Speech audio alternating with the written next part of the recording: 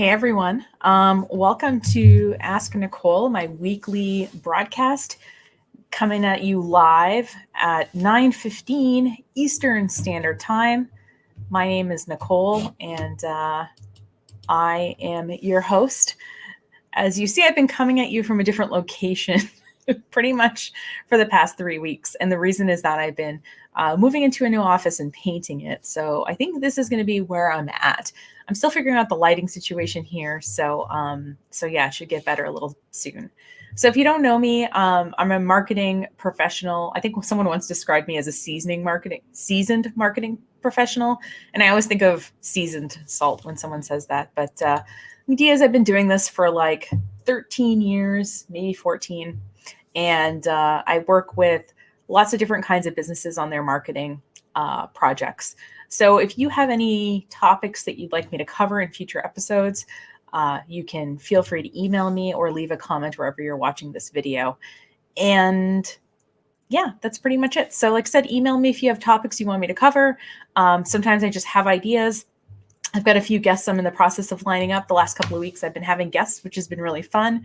And some of these I do solo too. So yeah, so today I want to talk a little bit about what's an RFP, why I don't like them, but if you're dead set on doing them or you have to do them just because you're, I don't know, a government agency or something, how to make them not be as objectively terrible.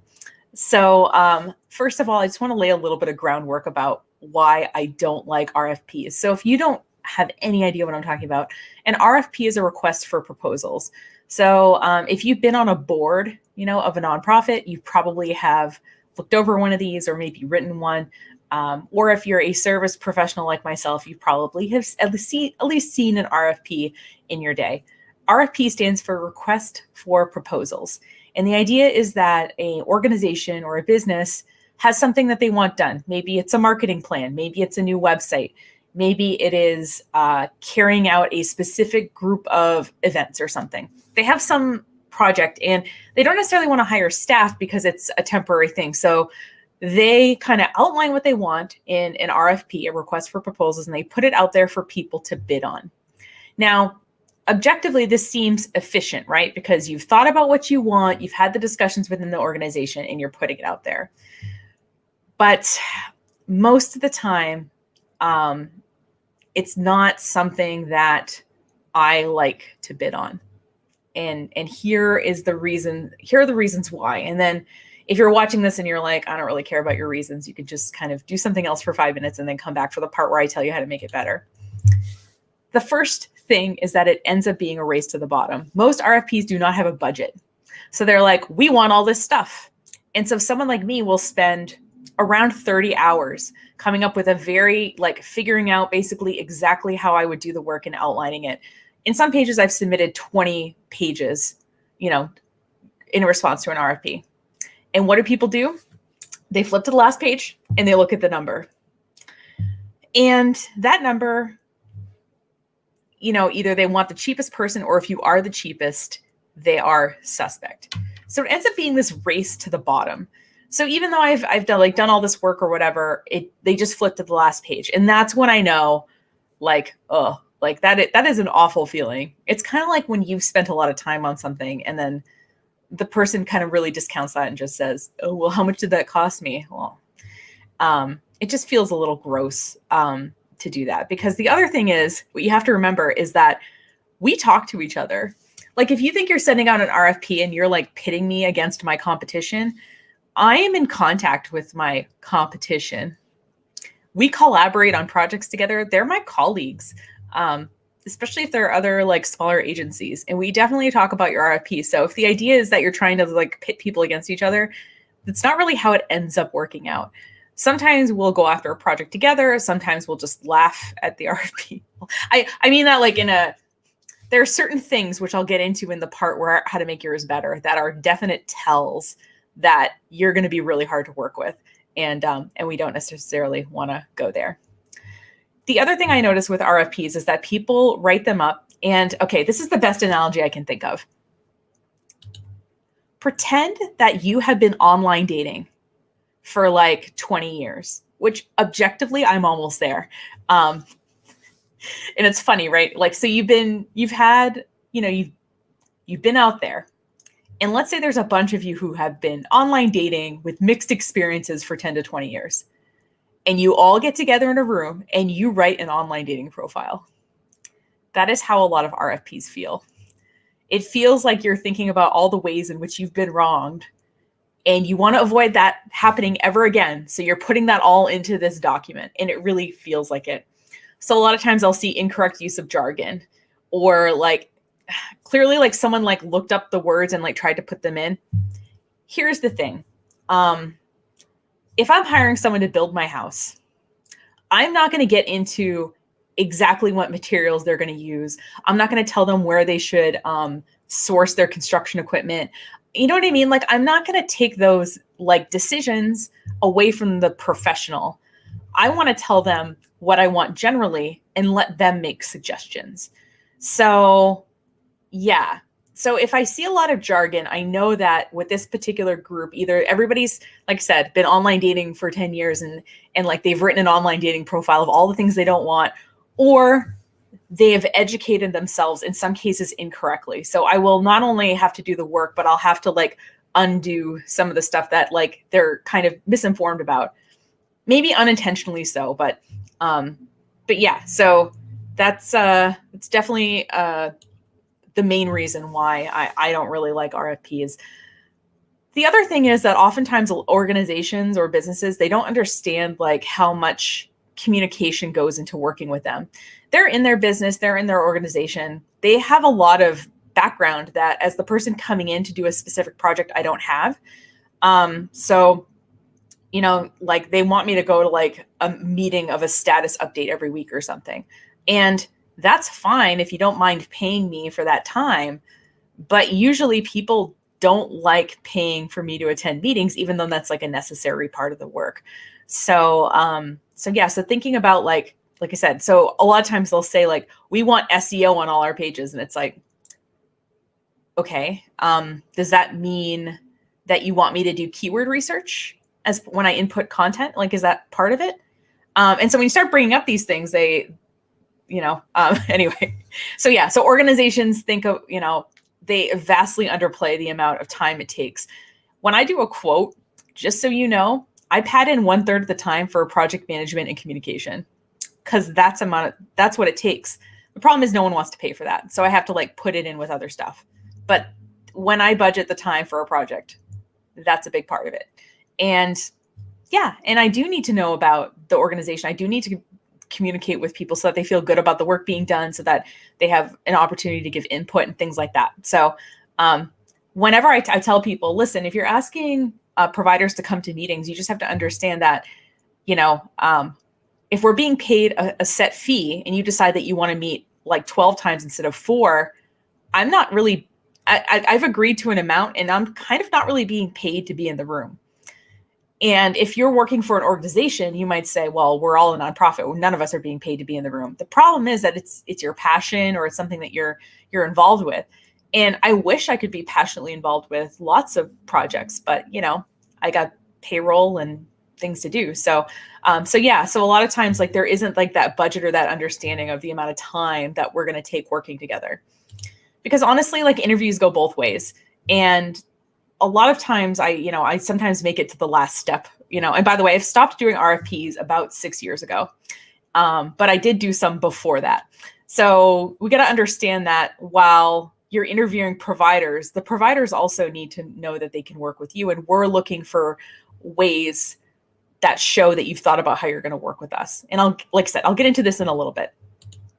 And finally, honestly, if you want, basically having an RFP just says to me that you want to work with a larger agency, because efficiency wise, I can't spend 30 hours bidding on a project that we don't get on a regular basis. And like I said, the average RFP, if it's of any like depth, is going to take me that amount of time to write something for. So basically only larger agencies can really afford to do this on a regular basis. And so that's why I don't bid on stuff. So if you're a nonprofit watching this and you've sent me something and I haven't bid on it, like, honestly, it just ends up being like, okay, well, I have work I can do that's definitely going to pay me. And so I have to sort of prioritize that because I'm a small agency. There's 5 of us. I'm the only full-time person at the moment. So I got to bring in the money to support those people, and I got to bring in the money to pay our bills and things like that. All right. Rant over. By the way, that's as ranty as I get. So don't think that like it's a regular thing. So this content's a little different than stuff I normally do. So I'd love your feedback on it. But yeah, so you say, okay, Nicole, I sort of get why a web professional would see RFPs differently than I would as the person who's writing it for my business. I'm trying to get what I want. I'm trying to save money, but I also see your point of view. I do want to still write an RFP, but I don't want to make it so that you're emailing with your colleagues about my RFP and like, whoa, how do I make it better? So I've come up with some concrete ways that I think your next RFP will be better. It'll attract better people, even if that's not me. Like I said, this is a decision I've made, and I understand that I'm leaving some work on the table. But the reality is that I'm just not at the point where I can really, like I said, invest a lot of time in thinking about work that I'm not going to be paid to do. So first of all, and this harkens back to the not telling your house builder exactly how they're going to build your house. I want you to have thought through the objective and maybe not necessarily like the minutia of it. So for example, you might say, okay, we want a website that serves this target group of people. And, we are currently using this particular platform. And we're not opposed to either continuing to use it as and thinking of this as a redesign or moving to another platform. Me knowing that ahead of time, I can say, okay, like this is a project I might want to work on, or this is a project, maybe you're in a platform I don't normally use. And so I say, you know what, like I'm not the right person. So the RFP is as much, if you're going to think about it, yeah, you want people to bid, but you also don't want the wrong people to bid. So, and it's totally okay to put things in there that are going to tell someone like me, oh, you know what? Oh, you want this to be a Drupal website? I don't work in Drupal, but I know other people who do. You know what I mean? So it's not just because I can't do it doesn't mean other people can't. I'm not even remotely arrogant enough to think that. So if you think about it more as a general objective versus a specific process that you want someone to follow, that will allow them to think about the solution flexibly, and they're going to come up with maybe a different way of doing it than you would have thought of, but an equally, I think, good way, especially if they've been doing it for a while. Like they're the expert, right? So me understanding the general background of the business or organization and like the objectives you want to accomplish with the project. We want to get, so we're launching this new part of our business and we want to get these kind of people in, and this is what success will look like to us. Great. That's super great. You telling me like exactly, like I said, the plugins you want me to use and the whatever, the minutia of it, not super helpful. What I also like to see when I look at these is what you like about your current solution, not just what you don't like. So basically, like writing the online dating profile, right? If I see an online dating profile and someone's like, oh, I don't want any drama. I just want like a good woman. All I'm thinking is, if I break up with this person in the future, this is what they're going to be saying about me. So it's important to not necessarily throw your current website professional under the bus if you have one and you're looking for a new one. That shows to me that you're kind of classy. And also, it's important for me, just beyond the being classy part, to know what you like about your current site so that I don't get rid of it, or it's what you like about your current marketing so I don't get rid of it in the next iteration. I don't want to throw the baby out with the bathwater. For most people, if they objectively think about it, there are some things they like about what they have. And knowing that you have thought through that in addition to what you don't like shows to me that you're going to be you're going to be good at giving feedback. You're going to have a balanced way of giving feedback, and that you respect the professionals you work with, even if your objective might be different this time around and you want to try someone new, that there's still, respect for the previous person who did the job, which is important. The thing I do want to know, and the only specific, I want to know the objective. I want to know the target market. I want to know what success looks like to you. I want to know just general kind of stuff. But I also want to know if there's any integrations in particular that need to happen. So like you use a certain CRM, which is customer relationship management software, whether you use a certain platform for your email marketing that you want this to integrate with, stuff like that, because that will allow me to think through, okay, how would I do this? And can I do this with their existing, with what they have existing? Okay, yeah, you want your Instagram to interface somehow with, your new donor management software or something like that. Is that a thing? Maybe. But if it isn't, there might be a way that we can sort of think about it. So that's helpful for me to know. If there's anything in the background that needs to happen that's not necessarily readily apparent. Because obviously if it's a website, I would go on the website and I would see what software it's running in. I would see, the marketing plan. I would see, what marketing they're currently doing, stuff like that. So, but if there's anything going on in the background, like if there's some automated sharing or something that's happening from the blog or whatever, that's helpful for me to know. So it also shows that you keep track of that stuff. So like when you have someone doing, like it shows me that like, oh, okay, like they've worked with people maybe before, or they like something has happened and they kept track of it, which is always a good sign. Like when people are like, oh my God, I don't know who has that password and stuff like that, that makes me feel like the record keeping is bad. And that means that it'll take twice as long to do my job. So for example, I had a new client and they had Facebook Business Manager set up, but it took us 3 months to figure out who had actually set it up. And it turns out it was somebody who was gone on maternity leave. So yeah. So I couldn't really do I spent a lot of time not being able to do the job because we couldn't figure out how to get in. I could see that it was set up. I just couldn't see what the email address was on the account. So yeah, good record keeping is always good. And knowing what things need to be integrated shows to me that you've kept track of the tools that you're using and how they're working with other tools you're using. I also want to see in the RFP how decision-making is going to happen, or like if there is an expectation to that. And I want a contact person defined. Sometimes, so usually if it's a website, there's a revision process, there's like an initial build and some revisions and, time for feedback, right? Because the problem is I'm getting emails from 25 people, one person saying they love the shade of blue I picked and the other 3 people saying they don't. So what I need is somebody who's filtering that, because I don't know which opinion outranks which other opinion. So, so showing that you've thought through at the very least a point person that I will be dealing with.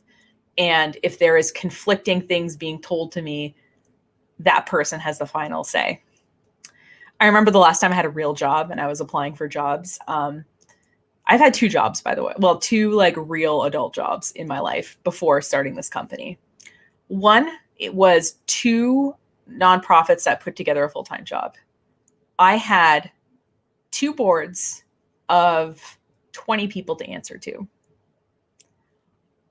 And I almost had a nervous breakdown because I felt like I wasn't making anyone happy and there was no clear person that was, if there was multiple priorities, to tell me what it was. Now, honestly, as an almost 40-year-old woman, I could totally manage that process better. But it being one of my first jobs, I just felt like I was completely ineffective all the time. So the next job I applied for, the one question, well, I'd ask a couple of questions at the end of the interview, but one of the ones I asked was, who is my boss? And if they couldn't tell me who my boss was, or if it was like 3 people, in my mind, I was not interested. So yeah, having a definite contact person will allow the website person to have some confidence that they're going to be backed up and that there is a clear method that you've thought through of how to get feedback from all the people who need to be getting, you need to be getting feedback from. And that I am not, in addition to doing the work, I am also not the filter of that. So that's always really good for me to see. That's very encouraging. The other thing I want to see or have you mention is that you have some branding guidelines to work with. as the person who is doing the marketing campaign or the website, I obviously want things to match. And sometimes in my research, I see that people are kind of all over the place in terms of like what their taste is. And so having branding guidelines, first of all, it tells me how to do my job better as the person who's doing marketing stuff for you. But second of all, it shows me that you have at least gotten together and come up with and agreed upon branding guidelines. So that shows me that you were able to kind of go through a sort of like design process within your organization or within your business, that decisions could be made and finalized. That's always encouraging. And please, like, put in budget and time constraints. And if you don't want to commit to like paying a certain amount of money or whatever, like ranges are fine. If it has to be done within Q1 of this year, if the maximum budget is $20,000, these constraints are important, especially to smaller agencies like myself. I am planning work for Q2 and Q3 right now. And there are times, and I'm trying to manage this better, and I'm certainly not managing it like I could definitely be doing better. But like there's time when a lot of work comes in and then it goes down.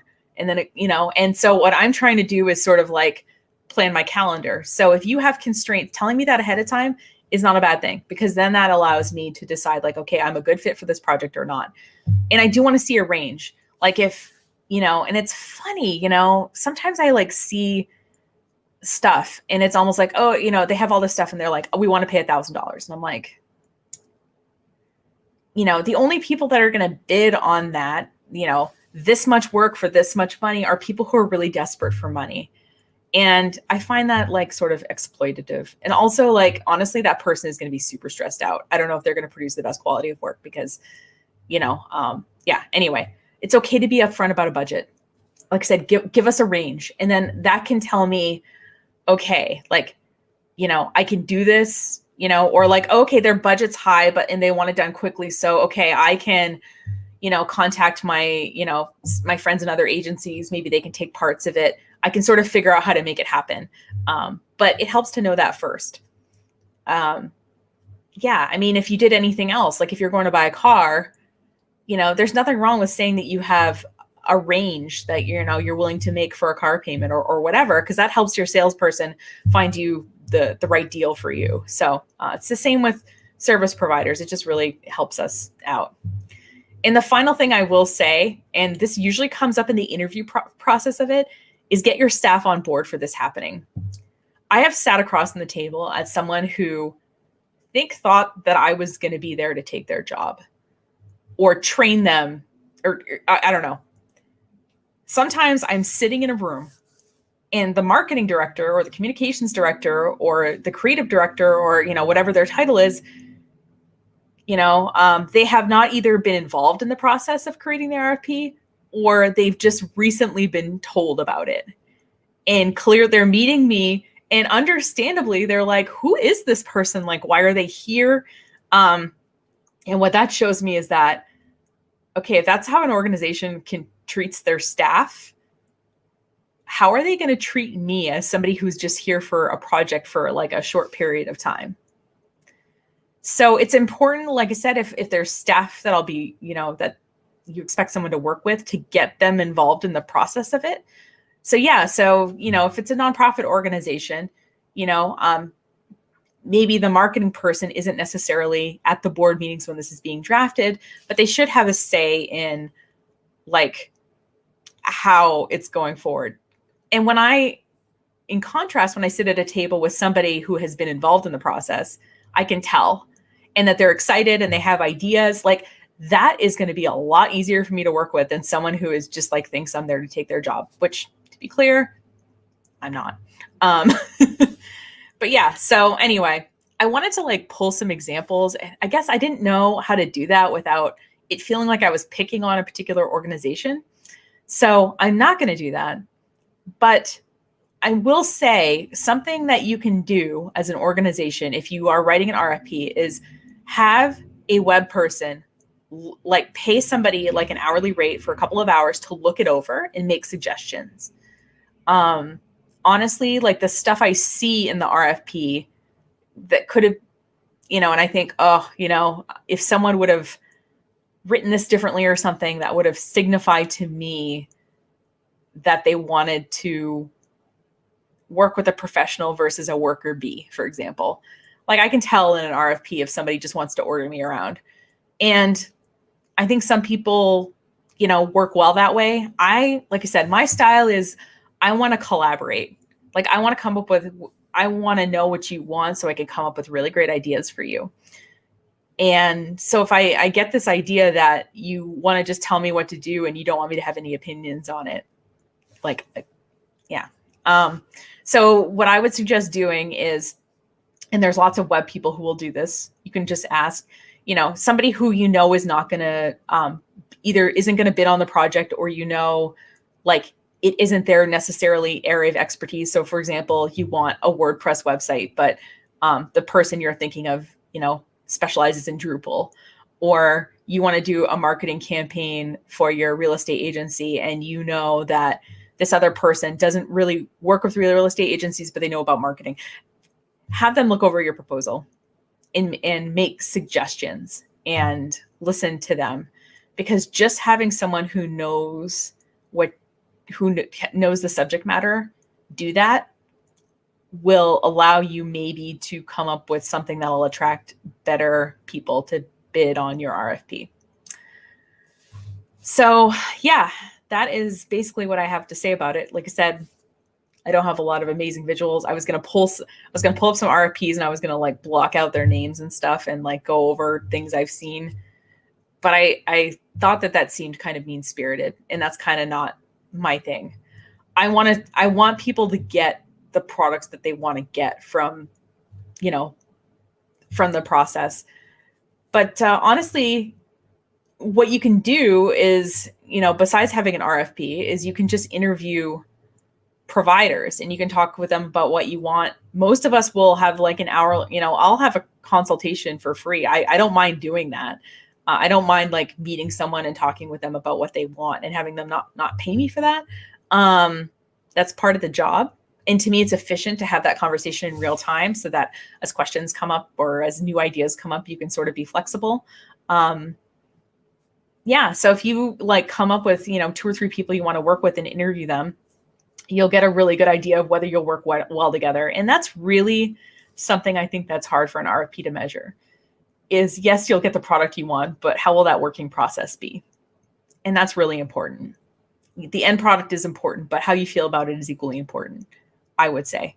In particular, if you're working with a group of people, you don't want this process to be painful.